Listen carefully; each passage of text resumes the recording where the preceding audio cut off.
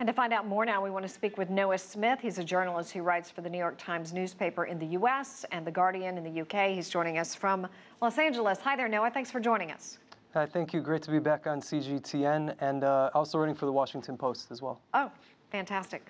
As you know, there's been widespread Arab condemnation of the suspected chemical attack. The summit is unlikely to call for Assad to step down at this point. Why is that? Is there a good reason?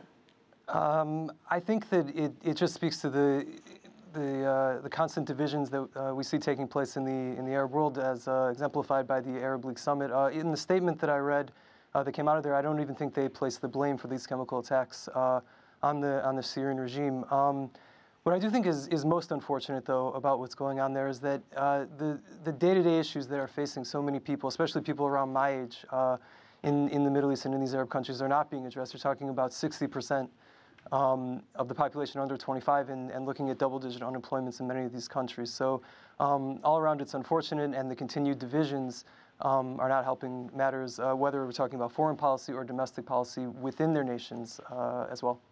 Yeah, and it is important to note that. I appreciate that. That's what started the whole Arab Spring and the uprising there. As you know, Saudi Arabia is pushing for a tough, unified stance against Iran at this point. How is that playing out, as far as you know? Well, you can see it from the results of this Arab League summit. We're working on it, but they're still not seeing the sort of unified stance that I think it would take to get the sort of results that they want. The Saudi influence is being consolidated in the past few years, especially in the face of the Iranian threat to them and to their initiatives. But as we can see from the results, it's still got a little ways to go.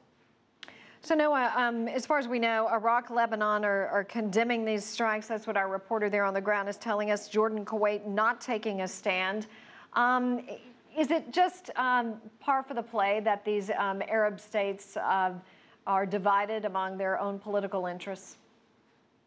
Yes, I think for the past few decades, really, going back, I mean, you talk about pan-Arabism, what Nasser was trying to do in Egypt, trying to, bring a unified front from the Arab nations, usually sort of deployed at that time towards Israel, which is been left out as sort of the main factor for being blamed as causing all of these things, which is a change as well. But yeah, it's sort of more of the same, although with different sort of nuances.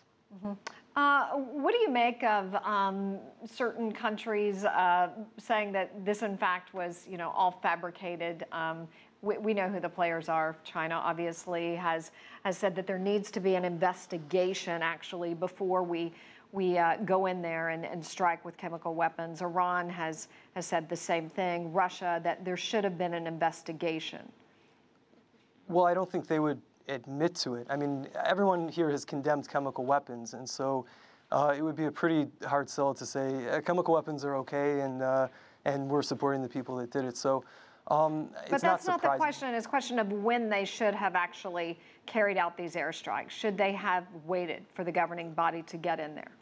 Sure. So it depends what governing body you're talking about. If it's the UN, I mean, the UN for years and decades, in fact, has been somewhat stagnant in being able to react to these sort of things. And so do you wait for the UN, which has, of course, the Russian Security Council vote that stops everything, or do you try to take action and try to prevent more of these atrocities from happening? And I think looking through the history of the UN, there's certainly been more of, when you're looking specifically at them, waiting and waiting and waiting, and then atrocities keep happening. And so whilst I'm not privy to classified intelligence information, clearly the US, the UK, and France had enough to go on.